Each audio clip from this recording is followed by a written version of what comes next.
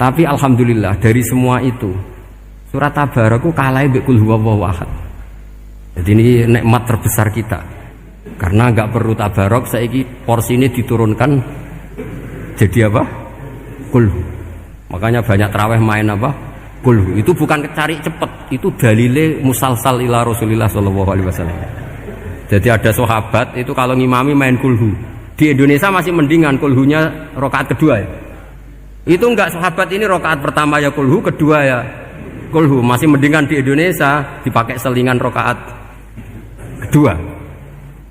Singkat cerita sahabat yang makmum ini lama-lama mangkel, matur ya Rasulullah, ini orang yang kau pasrai jadi imam itu sering main kulhu.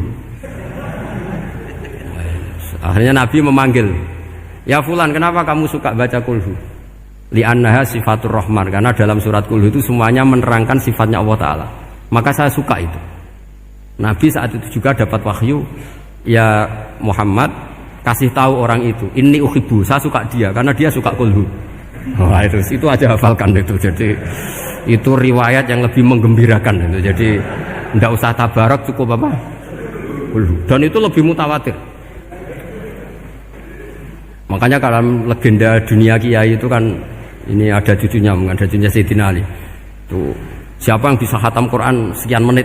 Yang menang Sayyidina Ali ya, karena baca kulhu sampai 3 kali. Yang dianggap takdilul Quran, sudah sama dengan baca Quran. Jadi ini ijazah terakhir, ini jadi porsinya tambah turun. Saya itu suka. Saya itu punya banyak penggemar lah di Jogja, di Jakarta. Memang agama ini harus mudah. Saya itu kalau baca kulhu itu sampai nangis. Nangis saya bukan karena faham atau haru, itu enggak. Sebaik itu Allah. Masa gara-gara hafal kulhu, main kulhu dicintainya? Ya karena memang Allah benar-benar zat yang baik. Makanya saya punya teman itu kurang ajarnya Masya Allah. Kalau tes ditanya rukun Islam berapa, nawaqidul wudhu berapa, muftitatus sholat berapa, semuanya dijawab la ilaha illallah. Terakhir ditulis kafir Pak, sama anak nyalano iki. Nyalano la ilaha illallah kafir apa enggak? Gurunya bingung kan akhir. Di ek iku la ilaha illallah kok di ek. Akhirnya bocah diceluk, "Cong maksudem piye? Mun sampean wani nge-ek Pak, kafir Pak." Akhirnya sugahno ribet-ribet. Pertanyaan apa tuh? Ma mubtilatus sholat la ilaha illallah. Nah gitu wudu ya. Tapi jangan tiru lho. Lah gurune kok nge-ek gak wani, kafir. Siapa yang berani nge-ek la ilaha illallah? Ya ana menes sing buweling. Angin belinge itu disurati wong tuane. Kalau nu mondok sarang era kuno, jadi ijek lugu wong. Surati wong tuane, kowe gak susah, wong tuamu disurati. Tenang ya Gus, bapakku buta huruf. Jadi wis disurati, gak ngefek wong bapake buta huruf. Nah, di Islam, saya ulang lagi di Islam. Dengan tanda kutip kesalahan-kesalahan kecil gini ku zaman Nabi, sahabatnya Nabi, iku kabeh ku dadi berkah. Makanya enggak ada ilmu sebarokah kayak zaman Nabi. Wong goblok wae dadi berkah. Sampai Nabi ngendikan aksaru ahlil jannah al-bulu, akeh-akeh penduduk swarga iku wong goblok. Mergo wong goblok iku piye? Apa dimangkeli iku ya gaweane pangeran. Nabi itu pernah disomasi wong goblok. Itu ya piye? Nabi kan cerita kiamat tuh gini. Yang kemarin enggak jadi itu. Kiamat di Indonesia kan berapa kali ya? 999 terus 2000 berapa? 12 terus Jumat apa kan sering mau ada kiamat itu. Saya sering ditanya tamu, "Gus, ngenteni kiamat teng pundi? Enteni ning kene barang aku." Aneh-aneh. Mungkarwan layak alamuha illahu bokas bakas. Nak misalnya tenan piye, Gus? Ya tenan sing enek kowe sik, enak aku gak. Wae sesuk tajak ngenteni kiamat ora sida kiamat. Aneh-aneh. Saya ulang lagi. Ketika Nabi cerita dasarnya kiamat itu sahabat itu enggak mikir. Padahal mereka orang-orang pinter. Si mikir wong desa, Mas. Ya Rasulullah mata sa'ah. Engkau itu cerita kiamat terus tapi enggak jelas tanggalnya. Lalu itu kapan? Wah, kaget sahabat. Oh, pinter juga. Kalau cerita itu ada tanggalnya dong. Ini kan cerita terus tapi nggak jelas tanggalnya. Apa diamuk wong desa? Ora diamuk mangkelno. Nabi meneruskan tentang ahwalil kiamah, masih nerangkan ahwalil kiamah. Dibaleni lagi. Ya Rasulullah mata sa'ah. Lalu kiamat itu kapan?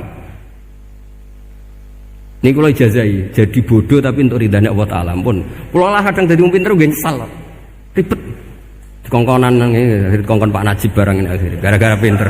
Padahal kok ya wong bodoh lah mlebu swarga, ribet kan? Direwangi dadi wong alim, sebelum kok wong bodone ya melok mlebu swarga. Wong gelombang kedua itu pengumumannya siapa pencinta Nabi, pencinta wong alim masuk swarga. Yang pertama seleksinya agak ketat, yang kedua itu ya muhibbin mun cukup mun. Jadi sebenarnya swarga ya ketemu wong ra jelas-jelas nih. Wah repot ya. Akhirnya ketika Nabi gak jawab, sahabat itu banyak yang analisis kariha maqala, lam yasma, ada yang bilang lam yasma, memang Nabi tidak dengar. Ada yang analisis sami'a wa kariha maqala, sebenarnya Nabi itu dengar tapi gak suka karena pas khutbah di-cut, diinterupsi. Karena diulang-ulang lagi akhirnya akhirnya Arabi tadi mengulang-ulang lagi, akhirnya Nabi jawab. Karena Nabi itu orang yang sangat pintar, jawabnya ma'atatalaha, kamu kok berani tanya kiamat kapan, persiapan kamu apa? Fawawahi ma'atatulaha kabira sholatin wala siyamin wala kada wa kada walakinni uhibbuka. Itu menang, itu pede. Apa Nabi tanya persiapan saya? Oh, kalau sholat saya biasa kok bangga. Wes wong desa biasa kok. Fawawahi ma'atatulaha kabira sholatin, saya sholatnya biasa, puasa biasa. Maksudnya sing wajib-wajib tok lah, ndak aneh-aneh. Tapi walakinni uhibbuka, tapi saya ini mencintai engkau. Apa jawabannya Nabi? Almar'u ma'aman ahabba. Dan itu melegenda seluruh dunia, baru kayak Bedui. Jadi semua orang yang hafal hadis almar'u ma'aman ahabba atau anta ma'aman ahbabta, itu barokatu hadal Badui, karena berkahnya orang Bedui. Dan hadis itu mutawatir karena dikatakan Nabi ketika khutbah, orangnya banyak yang hadir banyak. Barokahnya orang Bedui, gak disopan santun. Mukjizatnya Nabi seringnya gara-gara orang Bedui. Nabi khutbah, wis khutbah cerita akhirat, cerita kebaikan. Ya Rasulullah, kok khutbah mohon bakas akhirat kebaikan.